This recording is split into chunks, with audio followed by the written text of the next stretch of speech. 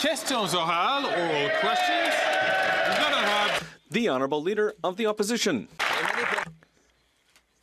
The protests, the violent protests in Montreal are the consequence of a Prime Minister who, for 9 years, has promoted woke, toxic, divisive identity politics that divides Canadians according to race, sex, vaccination status, etc.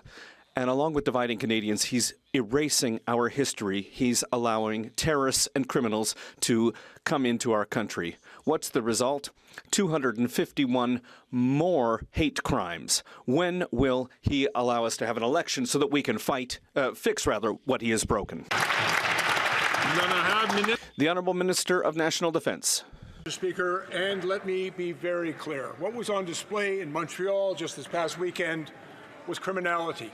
The violence, the hatred, and the anti-Semitism that took place in Montreal is completely unacceptable, and everyone in this House must condemn it in the strongest possible terms. The Honourable Leader of the Opposition. The lawless hate riot that we saw on the streets of Montreal is what happens after 9 years of a woke Prime Minister pushing radical woke identity politics, dividing people by race, gender, vaccine status, religion, and more. On top of dividing, he erases our heroes and history, saying Canada has no core identity. He opened the borders to terrorists and lawbreakers. The results? Assassinations on Canadian soil, firebombings and terrorist attacks against places of worship, 251% more hate crime. It wasn't like this before this Prime Minister and won't be after he's gone. Why not an election so we can fix what he broke?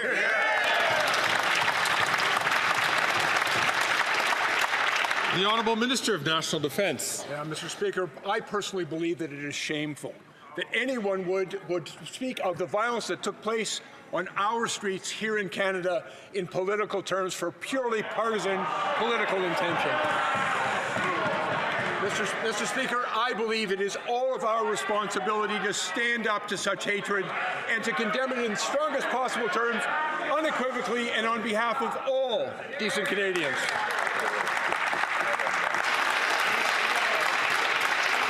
The Honourable Leader of the Opposition.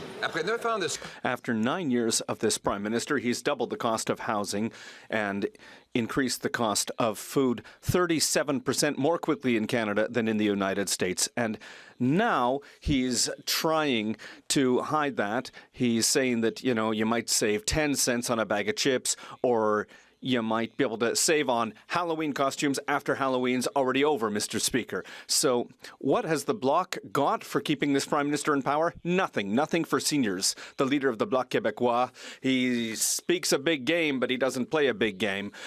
Why not a carbon tax election so we can get rid of taxes and help people save real money?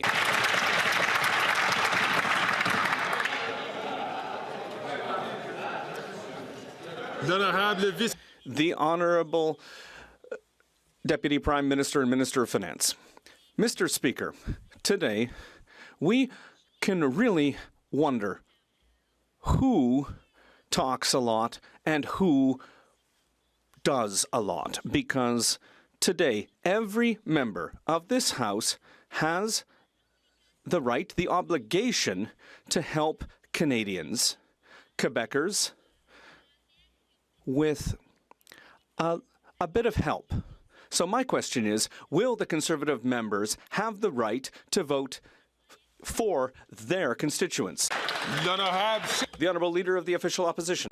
After doubling housing costs and inflating food prices 37% faster in Canada than in the United States, with inflationary carbon taxes and deficit spending, the Prime Minister now has a tiny 2-month tax trick that will save you 10 cents on a pack of chips, save you a few pennies on a Christmas tree, but only after your Christmas tree is already up and decorated. You'll even save on Halloween costumes 2 months after Halloween. Does he really expect Canadians to fall for this tiny tax trick just before he quadruples the carbon tax on heat, homes, gas, and groceries? The Honourable Deputy Prime Minister and Minister of Finance. Mr. Speaker, I'm really glad the Leader of the Opposition started by comparing our economic position with the U.S. Because the fact is, in Canada, inflation is lower. In Canada, interest rates are lower. In Canada, deficits are lower. And in Canada, the public debt is lower. Let's stop talking Canada down. And when it comes to supporting Canadians, what I want to know is, will Conservative MPs be allowed to offer a tax break to their constituents? I know their constituents want it. That's what we're hearing from everyone. The Honourable Leader of the Opposition. Mr. Speaker, this from a minister who, after finding out that the economy is entering its 6th consecutive quarter of shrinking per capita GDP, that's income per person down, while the American income per person is up. After she learned that there are 2 million people lined up at food banks, 38% more chronic homelessness, 1,400 homeless encampments in Ontario after 9 years of this government. She says we're not in a recession. We're in a vibe session, she says. So what's her message to people who are hungry and homeless after 9 years of her government? They just need to get with the vibe? Exactly. The Honourable Deputy Prime Minister and Minister of Finance. Mr. Speaker, my message to the Leader of the Conservatives is to be a little more economically literate. I guess he didn't look at the recent GDP revisions, the upward revisions in GDP that show a good result for Canada in per capita GDP. They also show that Canada has not had a recession, contrary to the predictions of many when we saw the COVID recession. We have had a soft landing. That's something to celebrate.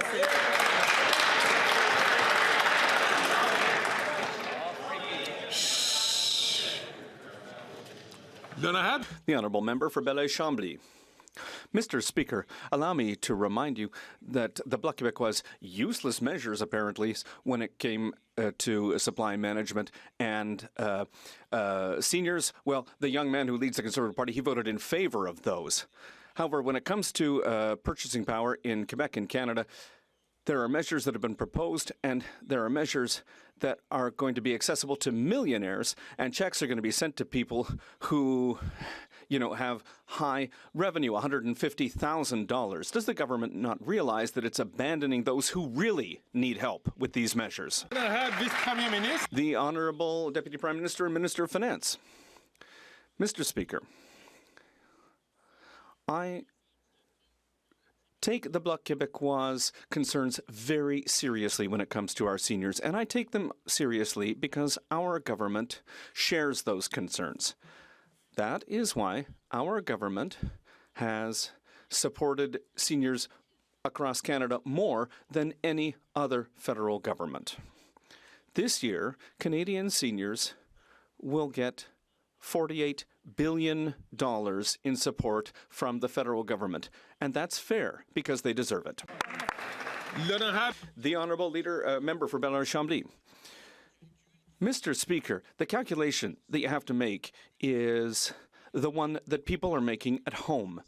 Those who are between 65 and 74 years old in particular, whose purchasing power has not gotten any better for years now, and who are subject to discrimination and who don't have access to the vote-buying checks coming from the Liberal government.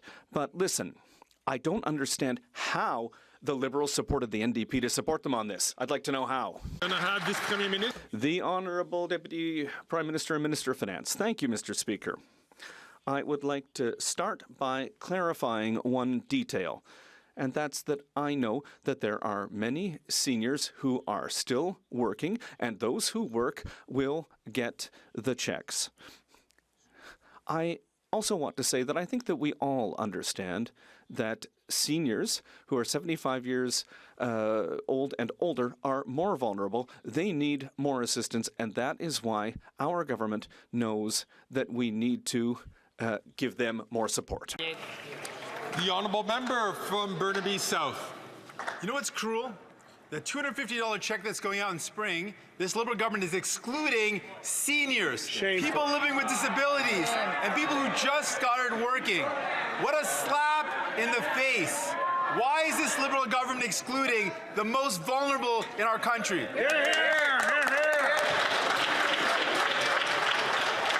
Before the Honourable Minister responds, I'm just going to ask members, please, to not take the floor unless they're recognised, so that everyone can hear the question. The Honourable Deputy Prime Minister and Minister of Finance. Mr. Speaker, I'd like to thank the NDP leader for his question, and I hope he and all members of this House will help work with us to unblock this Parliament and to get the support to Canadians that they need and deserve. When it comes to the Working Canadians rebate, we know that there are hardworking people across the country who have been through challenging times, and we know that now is the time to provide them with that extra support. I hope all MPs will join us in doing that. The Honourable Member for Burnaby South. Workers desperately need help, like seniors, persons with disabilities, and young people who've just got their first job. And yet this government is excluding them from the $250 payment. This is a slap in the face. Can the Liberals explain to the most vulnerable Canadians why they're not supporting them? The Honourable Deputy Prime Minister and Minister of Finance. Thank you, Mr. Speaker. And I would like to thank the Leader of the NDP for his question. And I hope that he and all members of this House will help us sincerely help Canadians. Our government understands the importance of supporting the most vulnerable, and that's what we've done starting in 2015, and we will continue to do that. Today, we understand that Canada's workers need help, and we are going to help them. The Honourable Leader of the Official Opposition. The NDP leader is giving Canadians whiplash with his latest flip-flop and the flop on the flip. First, he said he tore up his deal with the Liberal government. Then he said that he had taped it back together because they had signed on to his 2-month tax trick. Now he rises on his feet to say that the trick is a ripoff of seniors and persons with disabilities. So then why won't he put his actions where his words are and vote for a carbon tax election so Canadians can choose between this 2-month trick and axing the tax for good?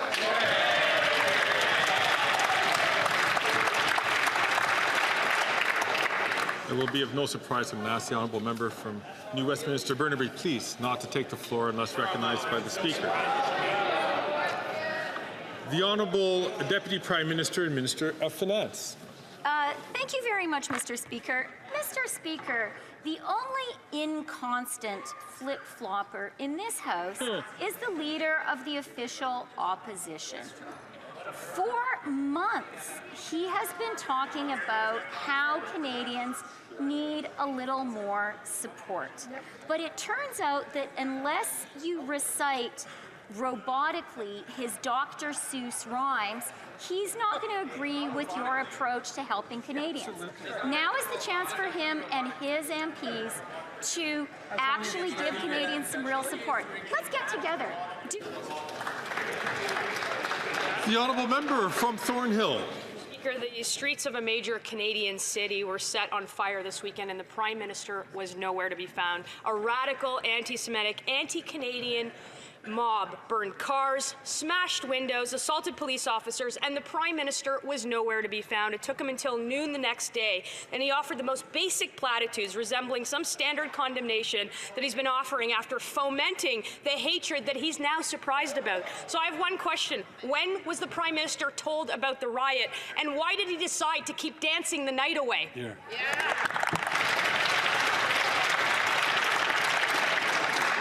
The Honourable Minister for Public Safety. Mr. Speaker, my colleague, the Minister of Defence, I think properly explained the outrage that all Canadians felt at this wanton, reckless violence on the streets of Montreal. Mr. Speaker, we condemn unequivocally the rising and concerning rates of anti-Semitism and all other hate crimes in the country. We're working with provincial authorities, local police to combat this. And let me be very clear, Mr. Speaker, no matter what group you claim to represent or what cause you're advancing. If you're smashing windows and assaulting Canadians, you're a criminal and you'll face the full consequences of the law.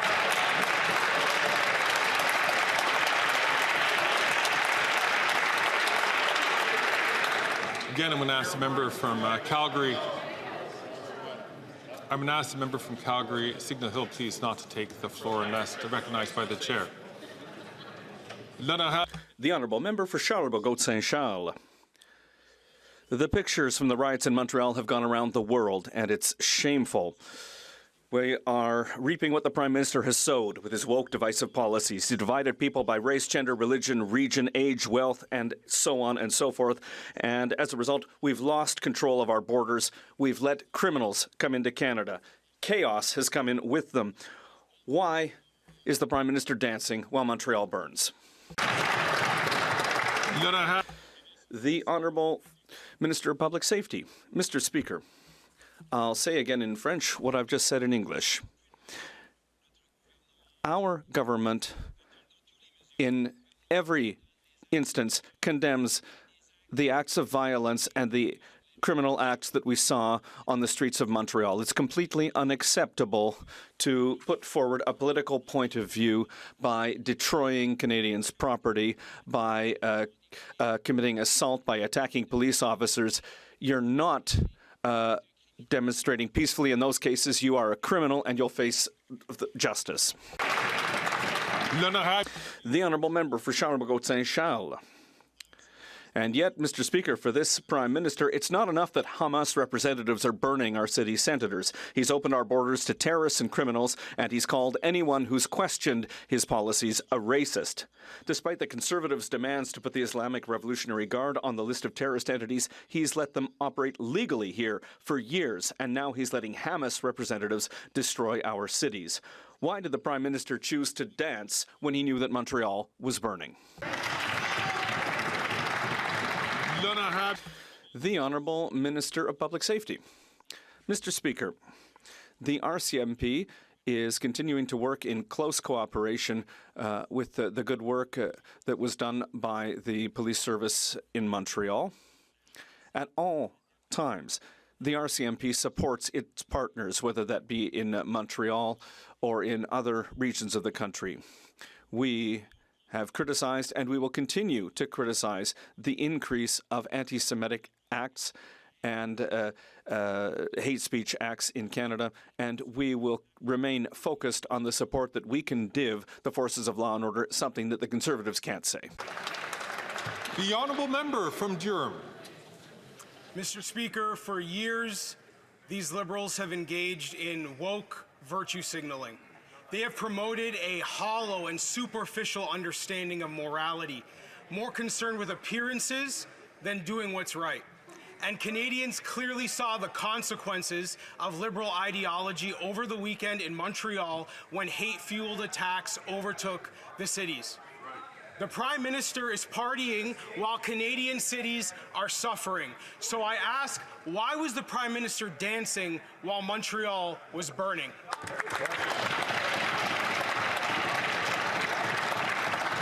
The Honourable Minister of Justice and Attorney General. Mr. Speaker, I thank the member for that question because all Canadians in this House and all Canadians around the country detest and render unacceptable what we saw in the streets of Montreal. That kind of violence, that kind of unlawful behaviour, that kind of anti-Semitism is unacceptable and will never be countenanced. While we're talking about the fight against anti-Semitism, I will just put it to that member that we have legislation on the floor of this chamber that will take the ban on willful promotion of anti-Semitism and accentuate the penalties, taking them from 2 to 5 years. Will the member support that bill? It's called Bill C-63. It targets online radicalization, which is the root cause of what we're seeing.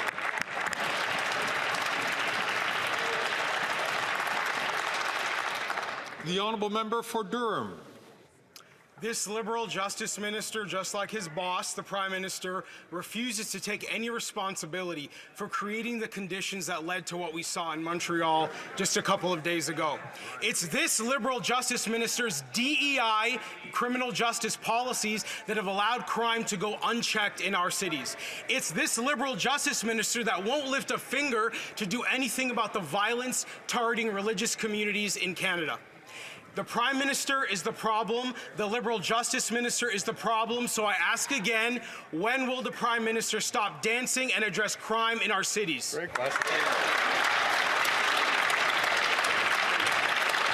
The Honourable Minister of Justice and Attorney General. Mr. Speaker, I reject that out of hand. What I would say on this side of the House is that what we are doing is we are working to ease tensions in our communities. We are looking at the statistics on hate crimes. We're seeking to address them. What is the proof positive? When I announced the Bill C-63 in this chamber, who was standing by my side, Mr. Speaker? The people that were standing by my side included the Center for Jewish and Israeli Affairs. Why? Because they know you don't get a Pittsburgh Tree of Life synagogue attack unless you're radicalized online. Radicalization online is causing anti-Semitism. It is what we will combat through this bill, through every measure on this side of the House.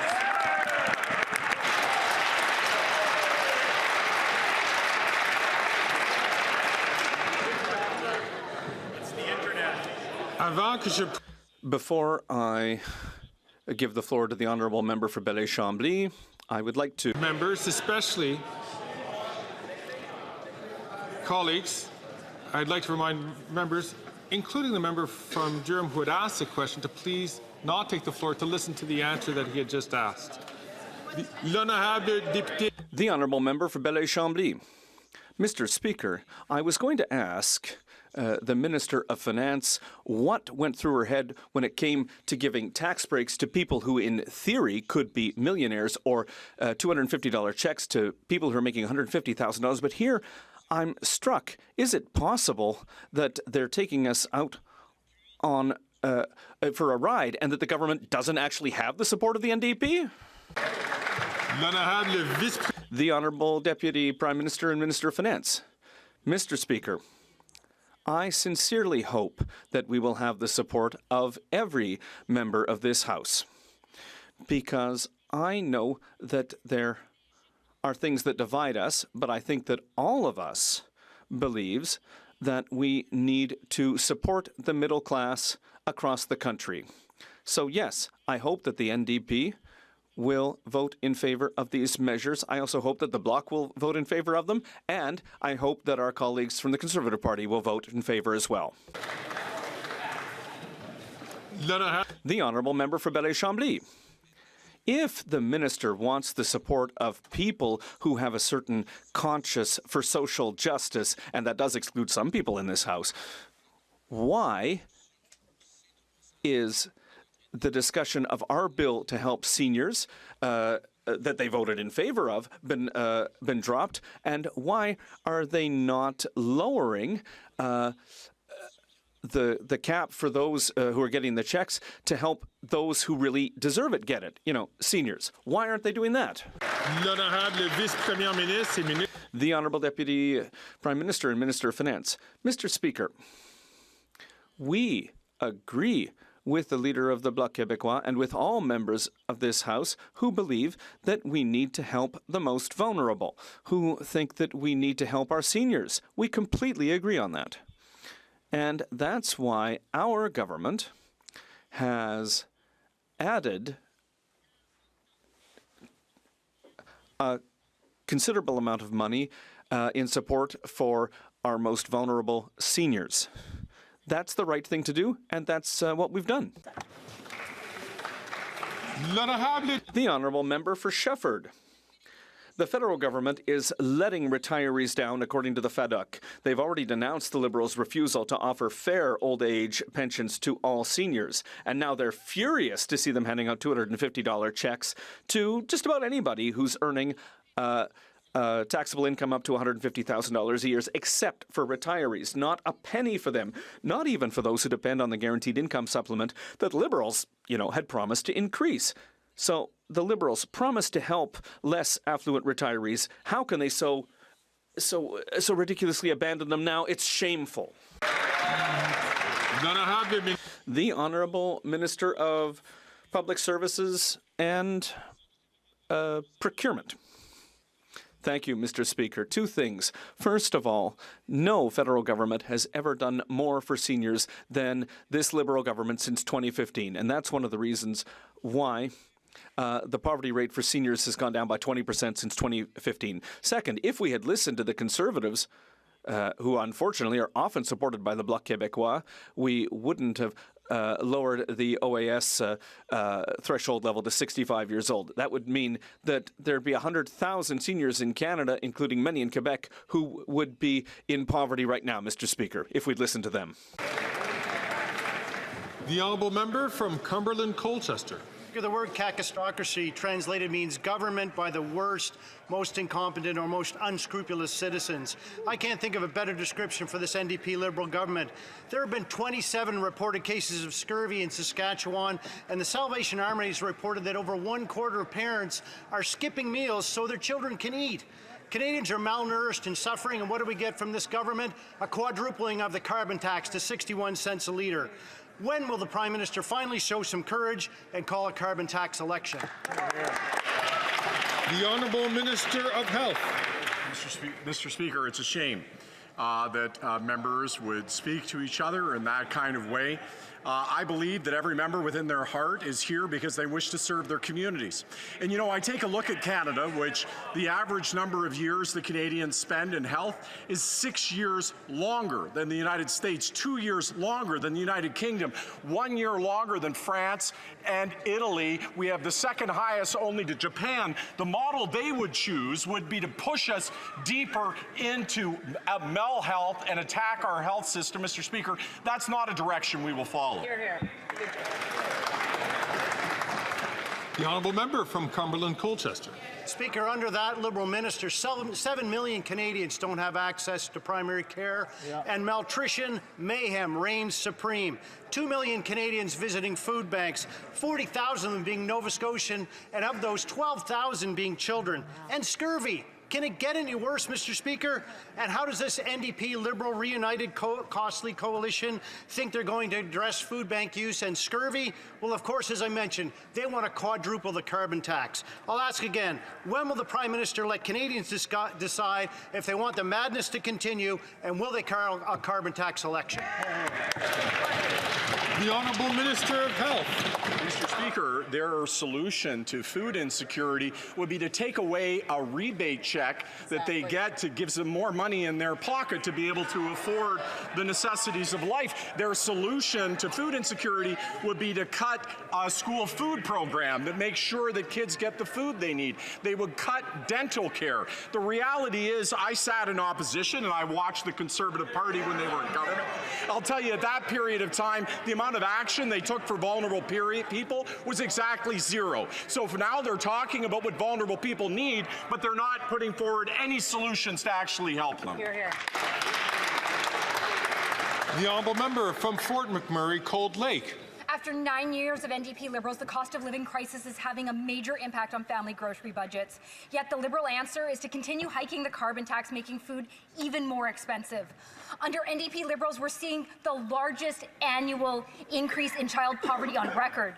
1 in 4 parents are cutting back their food to feed their kids, and 1 in 5 children are now living in poverty due to the NDP Liberals government. That's nearly 1.4 million children. Enough is enough. Will the Prime Minister give Canadians a choice and call a carbon tax election? The Honourable Deputy Prime Minister and Minister of Finance.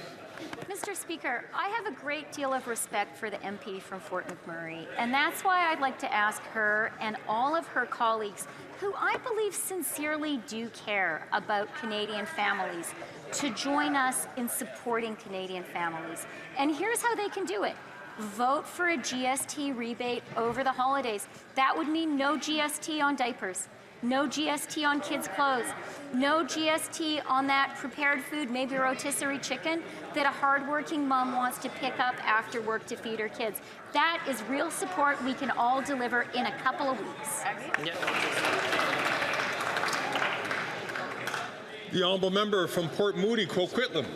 Seniors and persons with disabilities are hardest hit by rising costs driven by unchecked corporate greed because they live on fixed incomes and already struggle to pay for medication and groceries. Yet the Liberals excluded them from their planned $250 rebate. We know Conservatives cut supports Canadians need, and these Liberals always let people down. Will the government get real, reverse this cruel and callous decision and ensure seniors and persons with disabilities also get the relief they need.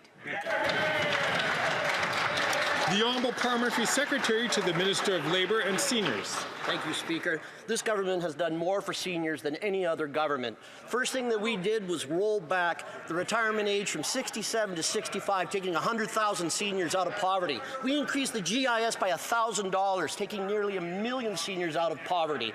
We increased the OAS for the most vulnerable seniors. And yes, we are doing a tax break for all Canadians, including seniors. So I ask everyone in this House to stand up for seniors and to vote for our tax breaks for all Canadians.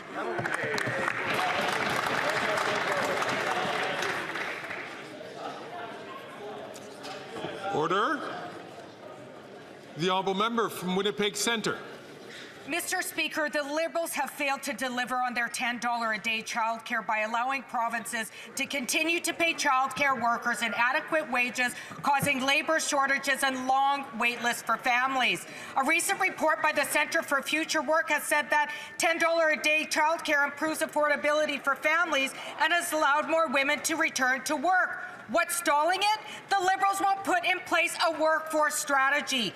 Will the government answer their calls, put in place a workforce strategy, and give childcare centres and workers the support they need? Hear, hear. The Honourable Minister for Families, Children and Social Development. Mr. Speaker, since rolling out the Canada-wide early learning and childcare system, we've seen over 1 million children benefit from this affordable care. But as this member points out, more work needs to be done to ensure that the workforce is well supported. Later this week, I'll have the opportunity to meet with all ministers responsible for early learning and childcare at the provincial and territorial level, where we will discuss the work that's underway to make sure that early childhood workers are well compensated and well respected. The Honourable Member for St. John's East. Mr. Speaker, last week our government announced new measures to put more money back in the pockets of Canadians to help them afford the things they need and save for the things they want.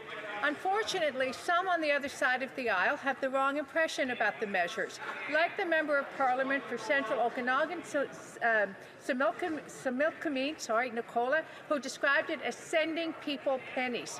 Could the Minister please educate the member opposite on what the measures actually mean? The Honourable Minister, Deputy Prime Minister and Minister of Finance. Mr. Speaker, I would really like to thank my colleague for her question and her hard work for her constituents and the people of Canada. We believe that when Canadians need a helping hand, the government should be there. That's why last week we announced that we're giving Canadians across the country a tax break. That means essentials like groceries, snacks, and kids' clothing and diapers will be tax-free. And working Canadians will get some cash back with the Working Canadians rebate. This will help Canadians across the country, including Canadians in St. John's East and across the great province of Newfoundland and Labrador. The Honourable Member from Calgary Forest Lawn. While this unserious Prime Minister shakes it off in a vibe session, Montreal burned and the Canadian economy is crippled. I mean, this is the guy who doesn't think about monetary policy. He thinks that budgets balance themselves and that the economy has nothing to do with numbers. And now he says he'll let bankers worry about the economy. That's why Canadians are in a GDP per person decline over the last 2 years. But that's okay, as long as his banker buddies, the elitists, the rich guys like Carbon Tax Carney get paid. Call a carbon tax election now so common sense Conservatives can fix the budget. The Honourable Deputy Prime Minister and Minister of Finance. Mr. Speaker, I would urge the member opposite to take a look at the GDP revisions from StatsCan. Those were revisions upward that showed real strength of the Canadian economy in our recovery from the COVID recession. I'd also like to urge him and everyone in this House to stop talking Canada down. Inflation has been within the Bank of Canada's target range for 10 months. Interest rates have come down 4 times in a row, and we have the lowest debt and deficit in the G7. Now's the time to help Canadians a little bit, and the Conservatives can do that by voting.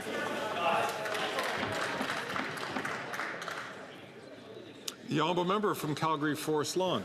Answer clearly shows the minister's economic illiteracy. As GDP per person has gone down, that means Canadians are getting poorer. And nobody loves this Liberal NDP Prime Minister more than the U.S. He drove our jobs, our investment, our business to the U.S., and now Canada is poorer than Alabama. That's why more than 2 million Canadians are in a food bank in a single month, and 1 in 4 Canadians are skipping meals. Instead of letting bankers worry about the economy, call a carbon tax election now, so common sense Conservatives can fix the budget and this country. The Honourable Deputy Prime Minister and Minister of Finance. Mr. Speaker, as I say, I really urge the member opposite and all Conservatives to consult those GDP revisions, including their impact on GDP per capita. They will see we have had a strong economic recovery with inflation down and interest rates down. And that's why now is the time to give Canadians a little bit of extra help. With a GST break over the holidays and a rebate for working Canadians. And that is what the Conservatives should support us in offering to Canadians. It's really astonishing to me that they refuse to do that. Exactly. The honourable member for Northumberland, Peterborough South. Mr. Speaker, I will let the bankers worry about the economy. You'll forgive me if I don't think about monetary policy. The budget will balance itself. These are the actual words of the Prime Minister of Canada. Given his complete disinterest in managing the economy, no one should be surprised that GDP per person has declined in 8 of the last 9 quarters. Mr. Speaker, it's time for a common-sense Conservative Prime Minister who will fix the budget, fight inflation, restore the promise of Canada. When will the Prime Minister finally give Canadians a say and call a carbon tax election? The Honourable Minister for Housing, Infrastructure and Communities. A working class Canadian voting for these Conservatives would be like a chicken voting for Colonel Sanders, Mr. Speaker. Think about it. We want to build an economy that works for everybody. When we raise taxes on the wealthiest 1% to cut them for 9 million Canadians in the middle class, they oppose those measures. When we stop sending childcare checks to millionaires to put more money in the pockets of 9 out of 10 Canadian families, they voted against it. Now we are proposing to cut taxes on household items that are going to help families and workers in this country. Yet again, they oppose it. I urge my colleague to drop the talking points, get over the stickers and caucus with whatever he's about to read, and get on with supporting households. The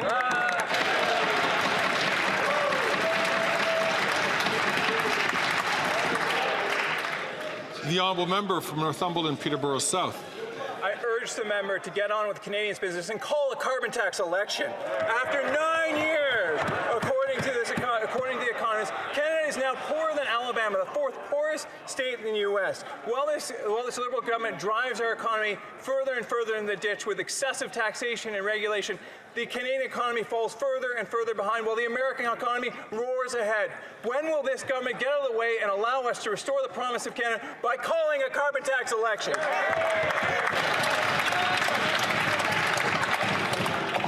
The Honourable Minister for Housing, Infrastructure and Communities.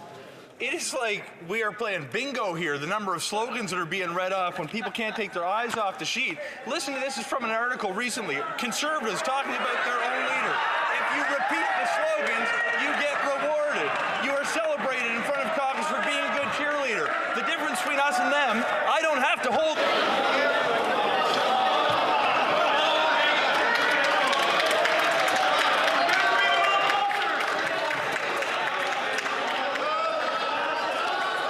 Order! The Honourable Minister, start from the top this time, please. No interruptions. Mr. Speaker, the difference between the Liberals and Conservatives in question period, I don't need to have my notes in front of me to actually speak in the House.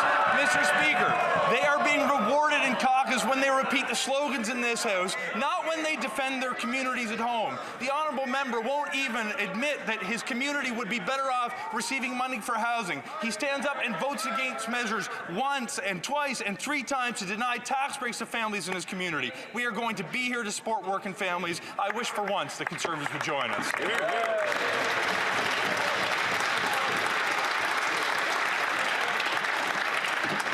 L'honorable. The honourable member for Beauport, Limoilou. On Saturday, the Journal de Montréal asked how Ottawa could hire 43% more public servants and still be so bad at serving its citizens. Imagine, despite hiring 110,000 civil servants, we've had a housing crisis and immigration is a mess, and it's even worse at the CRA. And the answer is that the Liberals spend their time creating new programs to interfere in health, housing, and so on.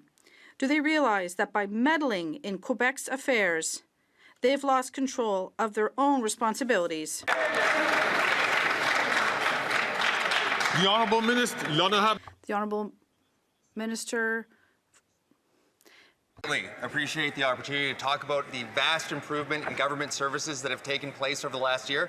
We could start with passports. Service improvements have gone across the country, and that's despite the fact that 2 years ago we were delivering 3.4 million passports. This year we're delivering up to 5.7 million passports. You can now get 10-day passports in the territories. There's a new processing center in BC, and soon you'll be able to get passports online, so you'll never have to wait in line again. The honourable member for Beauport, Limoilou. The Journal de Montréal doesn't even reveal the full extent of the federal bureaucratic fiasco, because while the public service has ballooned by 43%, the use of subcontractors has also exploded. In addition to a loss of control within its own bureaucracy, resulting in service breakdowns for citizens, there's also a loss of control outside the bureaucracy, resulting in scandals like ArriveCan. And there's never just one minister in charge. How is it possible to be plunged into a fiasco of this magnitude without anyone being held accountable? The Honourable Minister of Public Services and Procurement.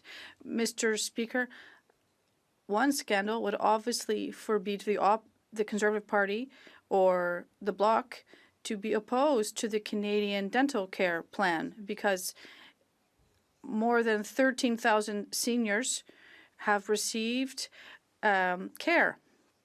And this means several thousand of them were able to go to the dentist for the first time in years, or other type of dental specialists. No, they voted against. The Conservatives and Bloc voted against these measures, and unfortunately my colleague knows that. The honourable member for Portneuf-Jacques-Cartier. Thank you, Mr. Speaker. Over the weekend, the newspaper headlines read, "Nothing's working at the federal government. It's too big, too fat, and too inefficient." We've been saying this for 9 years, and unfortunately this Liberal government is kept in power by the Bloc Québécois, which supports it and voted in favour of its inefficient spending. It's sad to see Canadians tightening their belts while the Bloc Liberals waste taxpayers' money. When will we have an election so that Quebecers can elect a responsible Conservative government? The Honourable Minister of Public Services and Procurement. It's really sad to hear my Conservative colleagues from Quebec be muzzled by their leader. They are not allowed to visit hundreds of affording housable units that are being built in their ridings. These are being hidden by their leader. That's what irresponsibility is. They're unable to defend their communities because their Conservative leader has banned them from talking about affordable housing units being built in their own riding. The honourable member for Portneuf-Jacques-Cartier. Mr. Speaker, once again, it shows his incompetency, but this government is abusing its powers and, with its Bloc friends, has managed to stay in power despite a minority government. These two accomplices voted $500 billion in appropriations to waste taxpayers' money. More civil servants and less service. That's the Bloc Liberal coalition. Quebecers have had enough. When will an election be held to choose a real Conservative government that will cut the red tape and the taxes? I hope my colleague understood the question. The Honourable Minister of Public Services and Procurement. Incompetency, Mr. Speaker. 1, 2, 3, 4, 5, 6 affordable housing units. That's all the Conservative leader was able to build across our country throughout his entire mandate. And that's what incompetency is as a definition. We're talking about hundreds of affordable housing units that are built, even in his riding. But the bad news is, Mr. Speaker, is that not only is the Conservative leader saying that these units don't exist, but he wants to stop them from being built. The Honourable Member for Bellechasse, Saint-Germain-Lévis. Here are a few newspaper headlines that appeared over the weekend. End of regime turpitudes. This government is buying time on the backs of taxpayers. Will the Bloc Liberal coalition, which voted twice to keep this government in power, finally understand that it's time to stop feeding this federal bureaucratic monster? The Bloc voted for $500 billion in appropriations. I need a simple answer. When can we have an election so Quebecers can finally choose a common-sense Conservative government, Mr. Speaker? The Honourable Minister of Public Services and Procurement. My colleague, well, does she know the Haute Couture Boulevard in her riding? And there is a housing project to build 100 units in her riding. So when she talks about incompetency, it should be we were looking at her housing, the opposition leader, who says that these units don't exist. The Minister Drainville and others have visited these housing units. When will she invite her leader to go visit them as well? The Honourable Member for Vaughan Woodbridge. Mr. Speaker, small businesses are the backbone of our communities. They are bouncing back from tough times and gearing up to make this holiday season a success. Restaurants and small businesses in Vaughan and across Canada are counting on a busy Christmas season to kickstart a strong new year. Can the Minister of Small Business tell Canadians how our government is helping small businesses and Canadians through the holiday season? The Honourable Minister for Small Business. Mr. Speaker, I would like to thank the member from Vaughan Woodbridge for his tireless advocacy.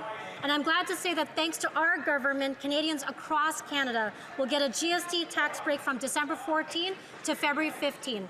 Restaurants Canada indicated that this is a big win for the restaurant industry. It restores some much-needed hope in the industry, and they're optimistic it will translate to increased spending at local restaurants across the country. This could mean a boost of up to 5% or close to $1 billion in additional revenue. Mr. Speaker, this tax break helps restaurants and small businesses across the country, so let's support local, Mr. Speaker. The Honourable Member for Kildonan, St. Paul. The Winnipeg law enforcement community is reeling from a violent incident last night where an officer was stabbed in the neck. Thankfully, he's in stable condition, but this is the reality faced by our brave police officers every single day. In fact, in Toronto, 637 police officers have been injured on the job just this year alone. It's no wonder with a 50% rise in violent crime, which is 200,000 additional violent crime incidents each year compared to 2015. When are the Liberals going to finally wake up and support our police and do something about this? The Honourable Minister for Public Safety. Mr. Speaker, that's exactly what our government does. It supports police doing this dangerous and difficult work across the country. I was briefed on the incidents in Winnipeg. I share the honourable member's relief that the officer is expected to recover. Mr. Speaker, these are exactly the kind of incidents that should make all members of this House support in a nonpartisan way the important work that police forces do in every corner of the country. We've reversed Conservative cuts to border services and the RCMP. We support local and provincial police, and we'll continue to do exactly that. The Honourable Member for Kildonan, St. Paul. Mr. Speaker, the Liberal government often blames the provincial courts, for example, for the crime wave we're seeing across this country. But of course, the provincial courts are governed by the law, and the Liberals changed the law with Bill C-75, which made bail the default for violent repeat offenders. And the results are clear. 116% increase of gun crime in Canada, 50% increase of violent crime, 200,000 additional violent crime incidents each year since 2015 under their watch, Mr. Speaker. How many more people are going to have to get hurt before they realize it's their policies that have caused all this destruction? The Honourable Minister of Justice and Attorney General. Speaker, a couple of points of clarification. First of all, bail reform was asked for 18 months ago. We delivered bail reform. What we asked for subsequently is we asked for provinces, including that member's province, to provide us with data and information. In fact, the province of Manitoba has supplied us with that information. They are working diligently to improve the number of police officers, to improve the number of crowns, to think about how JPs are trained, and to ensure detention facilities are available to receive individuals. We are not seeing that across the country. We're certainly not seeing that in the province of Ontario. That's where the complementary piece of the administration of justice at the provincial level needs to happen. The Honourable Member from Medicine Hat, Cardston Warner. Mr. Speaker, after 9 years of this Liberal NDP government, crime is up. Soft on crime policies like their catch and release bail failures have led to a 50% increase in violent crime. Last night, a police officer in Winnipeg was stabbed in the throat, but thankfully that officer is in stable condition. However, this situation should never have happened in the first place. Liberals' hug-a-thug approach to crime is making an already dangerous job increasingly unsafe and more challenging. How many more police officers and victims must suffer before these Liberals start prioritizing public safety? The Honourable Minister of Justice and Attorney General. I want to reiterate my support for what the Winnipeg police officers do and what every police officer does around this country to keep all of our communities safe. That's the first point. The second point that I want to reiterate is that we're actually seeing declining numbers of law enforcement officers in municipalities right around the country. I can speak most directly to my own town of Toronto. There are currently 700 fewer officers on the beat in Toronto than there were when the Minister of Defence was the Chief of Police. We need to ensure that municipalities and provinces are stepping up to complement the work we are doing with the criminal code to keep our communities safe. That means officers, that means crowns, that means JPs and detention facilities.